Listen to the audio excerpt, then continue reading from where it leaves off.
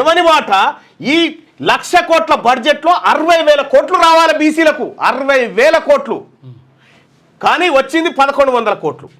ఈ 1,15,000 కోట్లలో దాదాపు ఒక 70,000 కోట్ల రూపాయలు బీసీలకు రావాలి. 2,90,000 కోట్లు అంటే దాదాపు 1,50,000 కోట్ల రూపాయలు బీసీలకు వచ్చేది ఉంటే, 1,50,000 కోట్లు వచ్చేది ఉంటే 2,878 కోట్లు మనం ముఖాన పడేసి బతుకుతా ఉంటే ఎవరి సొమ్ము ఎవడు దీన్ని బతుకుతా ఉండు ఈ తెలంగాణ రాష్ట్రంలో? సార్ మేల్కొన్నారా సార్?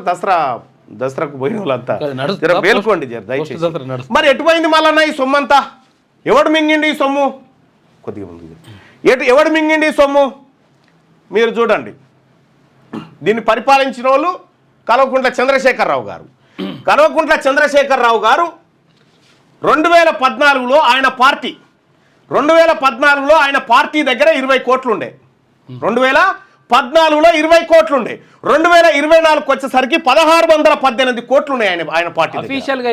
అఫీషియల్గా 1,618 కోట్ల రూపాయలు ఇప్పుడు టీఆర్ఎస్ పార్టీ అకౌంట్లో సొమ్ము ఉంది. ఎవని సొమ్ముతోని ఎవని పార్టీ నడుస్తుంది? ఎవని పెండ ఎవడు తినుకుంటా బతుకుతా ఉన్నాడు ఈ రాష్ట్రంలో? మరి ఇవి ఇట్లా కదా, మన బతుకులేంకి ఇట్లా. ఇక వీళ్ళ బతుకులు చూడు, మన నేలినోళ్ళ బతుకులు.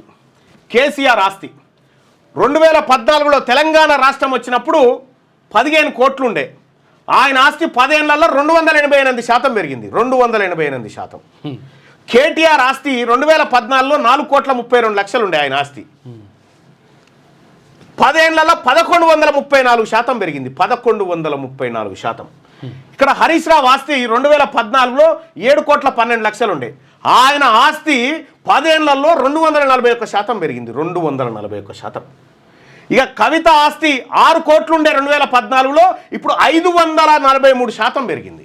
అఫీషియల్ చెప్పిన లెక్కలకి అంటే ఎవరి సొమ్ము ఎవడు దీన్ని బతికింది అన్నట్టు.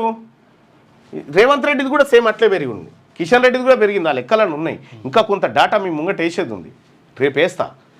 ఎవరి సొమ్ము ఎవడు దీన్ని బతికిండు?